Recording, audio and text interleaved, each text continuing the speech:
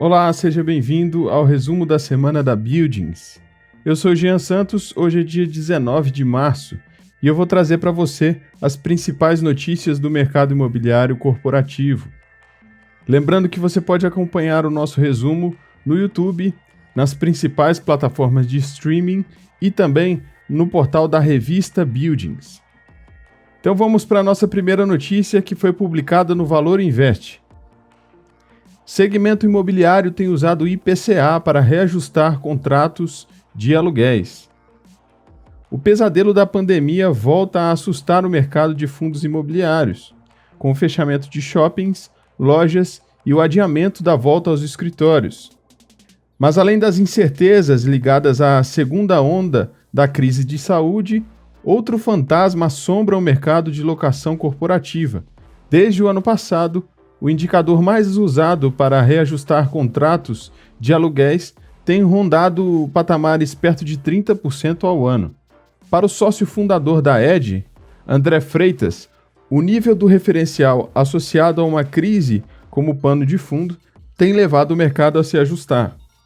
O gestor explica que os proprietários se mostram dispostos a negociar. Segundo ele, abre aspas, tenho visto muita troca do IGPM pelo IPCA, algumas provisoriamente, mas boa parte em definitivo. Mas ainda não está ocorrendo uma migração para imóveis mais baratos, porque as negociações têm funcionado. Fecha aspas. O segmento de lajes corporativas pode viver um período mais difícil do que o esperado em 2021, mas não só por conta do IGPM. Conforme o gestor, há situações específicas nas quais os locadores têm conseguido repassar o IGPM de maneira integral. Abre aspas.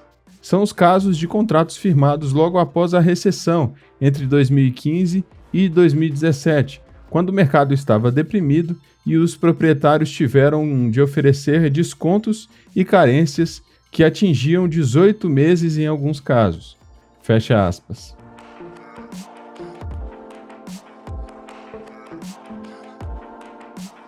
A próxima notícia foi publicada na Folha de São Paulo.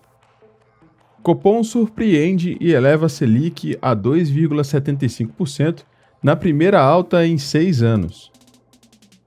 A escalada persistente dos preços levou o Copom, o Comitê de Política Monetária do Banco Central, a elevar a taxa básica de juros, a Selic, em 0,75 ponto percentual, a 2,75% ao ano. Isso ocorreu na última quarta-feira, dia 17. A Selic estava em seu menor patamar desde agosto do ano passado, a 2% ao ano, como resposta à crise gerada pela pandemia. A decisão de aumentar os juros surpreendeu porque veio acima das expectativas do mercado. A maior parte dos economistas consultados esperavam uma elevação de 0,5 ponto. Alguns apostavam em uma alta mais gradual de 0,25. O comitê justificou que os indicadores recentes da atividade econômica mostram recuperação da economia e que as expectativas de inflação foram revisadas para cima. Segundo o texto, uma alta mais acentuada da taxa de juros reduz a probabilidade de que a meta não seja cumprida este ano. Os membros do Copom consideram que o cenário atual já não prescreve um grau de estímulo extraordinário, como juros muito baixos. O PIB encerrou 2020 com um crescimento forte na margem, recuperando a maior parte da queda observada no primeiro semestre.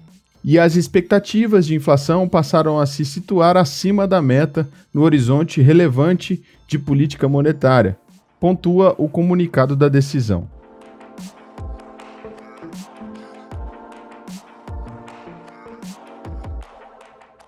A próxima notícia foi publicada na CNN Brasil. Magazine Luiza, B2W ou Via Varejo? Quem levou a melhor em 2020? O grande destaque para o setor varejista em 2020 foi a corrida para oferecer o melhor serviço nas vendas online. Ao mesmo tempo, as empresas precisam aprender como aproveitar melhor as lojas físicas, que passaram um bom tempo de portas fechadas. O e-commerce foi um dos poucos setores que cresceram com a pandemia. Segundo a Mastercard, as vendas online cresceram 75% no Brasil. A XP Investimentos ainda espera um crescimento de 32% do comércio eletrônico em 2021. Diante disso, vimos resultados positivos nos balanços das grandes varejistas brasileiras. O EBITDA, lucro antes de juros, impostos, amortização e depreciação da Via Varejo em 2020 foi de 2,9 bilhões de reais. O do Magalu apresentou 1,5 bilhão de reais e a B2W 950 milhões de reais. Apesar dos fortes números da Via Varejo, 2020 tem outro dono, o Magazine Luiza. Esta é a opinião da maior parte dos especialistas consultados, embora o Magalu não seja unanimidade. Para especialistas, o Magazine Luiza foi o escolhido pelo enorme potencial de gerar valor usando as lojas físicas. A empresa é pioneira na estratégia de integração das lojas com o e-commerce e, mesmo com as restrições de circulação, as vendas cresceram 11% nas lojas físicas. Segundo afirma Luiz Cláudio Dias Melo, sócio-diretor da consultoria 360 Varejo, abre aspas, é o Magalu quem manda no negócio chamado Omnichannel, integração de canais, mesmo com a pressão dos concorrentes chegando forte. É impressionante como a empresa apresenta boas notícias um trimestre após o outro. Fecha aspas. Lucas Carvalho, analista da Toro Investimentos, considera que a Via Varejo foi a empresa de melhor desempenho entre as gigantes do varejo no ano passado. Abre aspas. A Via Varejo foi o principal destaque pela transformação da companhia, que precisou de uma agilidade imensa para direcionar os esforços para as vendas online. Fecha aspas. Parece que a estratégia de transformação da empresa vem dando certo. A varejista viu seu e-commerce crescer 134% em 2020. Seu marketplace teve um crescimento de 84%. Já o EBITDA foi multiplicado por 2,7 e chegou a 2,9 bilhões de reais no ano passado. Nessa corrida, a B2W corre por fora por enquanto. É verdade que a dona da Americanas e da Submarino apresentou sinais de recuperação no quarto trimestre, quando reportou o lucro de 16 milhões de reais após uma longa série de prejuízos. Por atuar apenas no e-commerce, diferentemente de suas principais concorrentes, a B2W foi beneficiada pelo boom do comércio eletrônico e não precisou se preocupar com o desempenho das lojas físicas.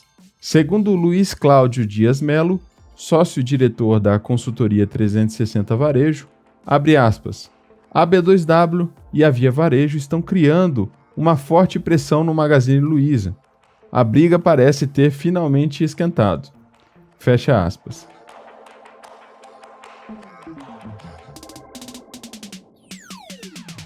A próxima notícia foi publicada na Folha de São Paulo e trouxe alguns dados da Buildings. Mercado de escritórios de alto padrão termina 2020 com vacância alta. A taxa de vacância dos imóveis comerciais de alto padrão em São Paulo fechou o ano de 2020 em alta e deve subir ainda mais a partir do segundo trimestre. Isso porque serão colocados no mercado cerca de 130 mil metros quadrados em lajes de escritórios. O percentual de espaços vagos está entre 17,2% e 22,4%, dependendo da consultoria. De 16,1% no último trimestre de 2019, a Newmark projeta que a vacância em São Paulo tenha chegado em 20,8% no fim do ano passado. O cálculo considera um estoque de 4,89 milhões de metros quadrados entre imóveis premium, os AAA, no jargão do mercado, nas regiões mais cobiçadas, como o eixo Berrini-Chucri-Zaidan e Faria Lima, e os demais padrões. Nos cálculos da Buildings, a taxa de vacância desses imóveis em São Paulo está em 17,2%. O estoque total de edifícios corporativos na capital paulista chega a 11,2 milhões de metros quadrados, distribuídos em 1.560 prédios. Desses, apenas 247 são considerados de alto padrão.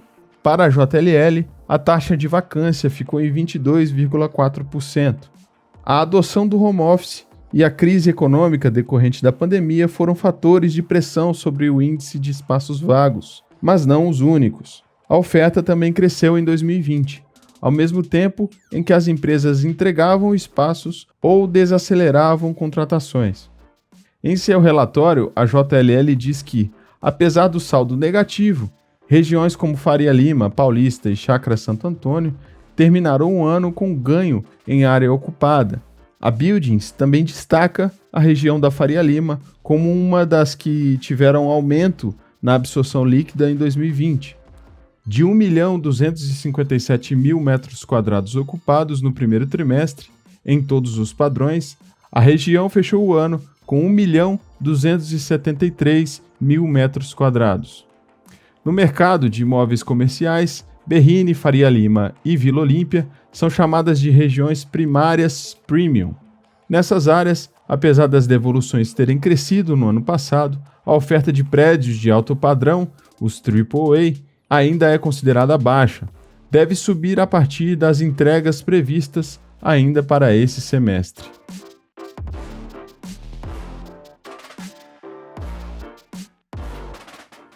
A nossa próxima notícia foi publicada no Neofeed. Para o WeWork, 2021 é o ano da virada. Reportagem publicada pelo jornal britânico Financial Times chamou atenção para o novo momento vivido pela WeWork, até pouco tempo, a grande estrela do segmento de escritórios compartilhados. A companhia entrou em parafuso depois do turbilhão de problemas desencadeado por um IPO frustrado no segundo semestre de 2019, que trouxe à tona problemas de governança, de estratégia e um histórico de resultados deficitários. Mas vem encontrando a luz no fim do túnel a partir das mudanças geradas pela crise da saúde.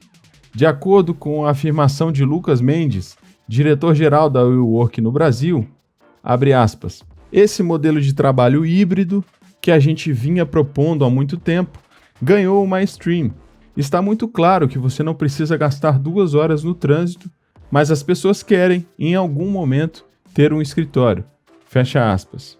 Ainda segundo o executivo, a aceleração dessa tendência já está refletindo na operação brasileira, já que as empresas com mais de 1.000 funcionários já representam mais de 50% de nossos clientes, afirma. A lista inclui companhias como a Sky, que aderiu a essa tendência e firmou contrato com o WeWork no período. Entre aberturas e fechamentos de unidades, hoje a WeWork tem 32 unidades no mercado brasileiro. Antes de retomar os planos de expansão, a partir do segundo semestre, a empresa quer avaliar a abrangência de produtos que estão sendo testados no país e que vão ao encontro dessas tendências, como a alocação de espaços por hora. Antes de finalizar, também te convido para conferir os artigos e outros conteúdos na revista Buildings e também os vídeos produzidos no nosso canal do YouTube. Não se esqueça de nos seguir nas redes sociais. Eu sou Jean Santos, espero que você tenha gostado desse resumo.